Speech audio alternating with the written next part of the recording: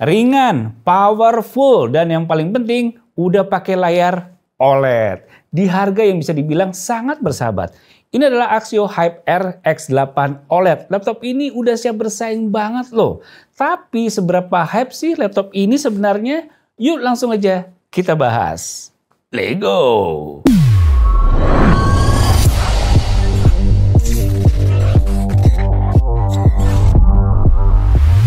Pas pertama lihat langsung kaget sih. Wah, ini Axio yang baru. Desainnya clean banget dengan bodi warna abu-abu matte yang elegan dan solid walau bobotnya cuma 0,9 kg aja. Jadi bener ringan banget buat dibawa ke kantor, kampus atau bahkan buat kerja di kafe. Nah, kok bisa ringan sih? Jadi laptop ini pakai bahan yang kokoh tahan banting tapi ringan, yaitu magnesium alloy. Framenya tipis dan build-nya nggak ringkih sama sekali. Materialnya terasa premium di tangan dan bagian engselnya juga halus waktu dibuka tutup. Ukuran layarnya 14 inch dengan rasio 16:10. Jadi tampilannya lebih luas ke vertikal, enak banget buat kerja multitasking, scrolling dokumen panjang, atau editing yang ringan. Keyboardnya juga enak, travel key-nya pas dan touchpad-nya lebar. Kalau kamu sering kerja mobile, ini laptop yang nggak bakal bikin pegel dibawa kemana-mana. Tampilannya udah pasti enak dong. Pakai OLED soalnya, jelas 100% sRGB. Sesuai nama pengetesan tim kami, DCI-P3-nya juga 100%, di gamut volume 188% sRGB dan 133% DCI-P3. Dan pastinya bakal kontras banget dengan area hitam yang menjadi lebih pekat. Warnanya vivid, hitamnya pekat, dan kontrasnya dalam banget. Buat nonton film atau sekedar lihat foto, tampilannya tuh kayak beneran asli. Jadi tajam banget dan cocok juga buat kamu yang butuh akurasi warna buat desain, foto atau video editing. Ditambah lagi layar OLED ini bikin gerakan lebih halus tanpa ada ghosting. Laptop ini ditenagai prosesor AMD Ryzen 7 Pro 6850U, salah satu prosesor seri U yang terkenal irit tapi bertenaga.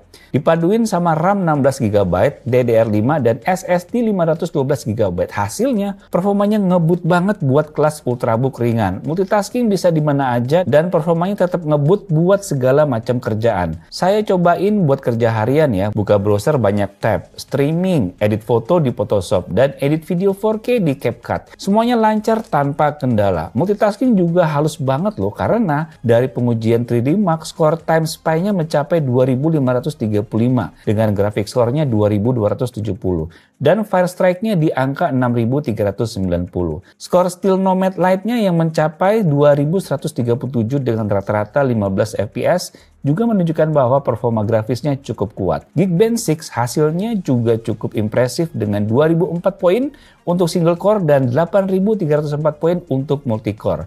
Di Cinebench R20 dan R23, tren performa yang kuat juga terlihat. Pada R20 skor 580 single core dan 4369 multicore. Skor di 1488 single core dan 10744 multicore. Hasil Crystal Dismark juga dengan kecepatan baca 3494 megabit per second dan tulis 2825 megabit per second. Pas saya cobain main beberapa game di perangkat ini, hasilnya cukup bikin saya kaget juga ya. Kita mulai dari Forza Horizon 5 dulu nih. Dengan settingan grafik di preset low, SSR quality juga di low, dan ray tracingnya dimatiin, game ini masih bisa jalan stabil di kisaran 50 hingga 55 fps. Bahkan sesekali nyentuh maksimal 60 fps. Buat ukuran game open world yang berat secara visual kayak Forza, performanya ini udah termasuk lancar banget. Efek pantulan dan pencahayaannya masih kelihatan oke meski di setting rendah. Dan yang paling penting, nggak ada stuttering yang ganggu pengalaman balapan. Lanjut ke Genshin Impact, saya set di preset high biar kelihatan maksimal secara visual. Hasilnya rata-rata dapat di 40 hingga 45 fps dan kadang turun sampai 35 fps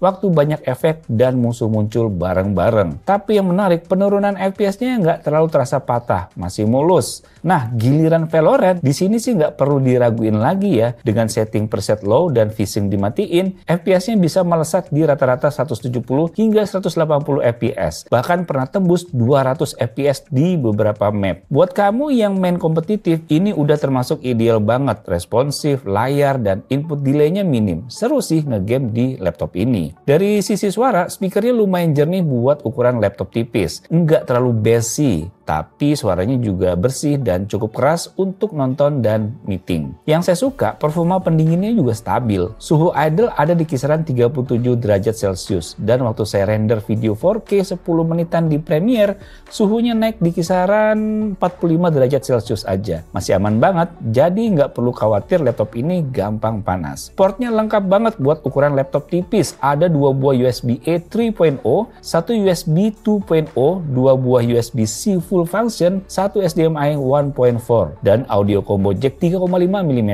Yang saya suka, kedua port USB-C-nya ini bisa dipakai buat ngecas. Jadi kamu bisa pilih mau ngecas dari kanan atau kiri. Fleksibel banget kan? Saya pakai buat kerja normal seperti browsing, nonton YouTube, sedikit editing foto, bisa tembus 6-7 jam. Kalau cuma buat ngetak-ngetik dan kerja dokumen ringan, bisa lebih panjang lagi harusnya. Ngecasnya juga cepet ya, sekitar 1 jam 20 menit udah keisi penuh dari 10%. Yang saya paling apresiasi dari Axio sekarang adalah experience-nya makin mateng. Booting cepet, nggak ada bloatware aneh, dan semua fitur berjalan mulus. Keyboardnya nyaman buat ngetik lama, layarnya juga enak di mata, dan suaranya cukup baik. Buat yang kerja hybrid, ini laptop yang sangat praktis, ringan, performa kencang. Tapi kalau ditanya kekurangannya, mungkin di tampilannya kali ya. Balik lagi ke selera sih kalau ini. Kalau saya sih sukanya yang lebih menonjol sedikit ya, tapi kalau kamu suka yang clean kayak gini sih ya oke-oke aja, cocok aja.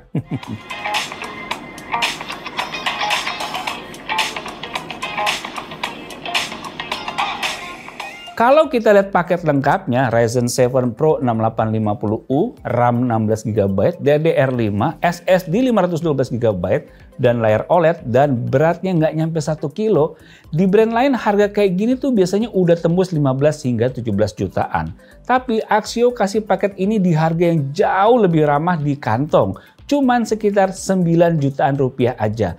Apalagi kamu bisa nemuin harga sama voucher e-commerce yang bisa sentuh 8,7 jutaan aja loh. Dengan garansi resmi 1 tahun dari Axio Indonesia. Ini jadi salah satu laptop lokal yang worth it banget buat kamu yang pengen performa tinggi tapi nggak mau bayar mahal. Nah, untuk after sales dari Axio memiliki layanan ADP, 183 titik service center, dan kerjasama dengan Indomaret untuk drop off unit service. Jadi makin terjangkau dan mudah untuk layanan dari Axio ini. Jadi nggak perlu khawatir lagi tuh guys. Oke guys, jadi itu dia review laptop terbaru dari Axio. Semoga bisa menambah wawasan kalian. Sampai jumpa di video selanjutnya. Bye. Layarnya OLED, keren, tajam warnanya.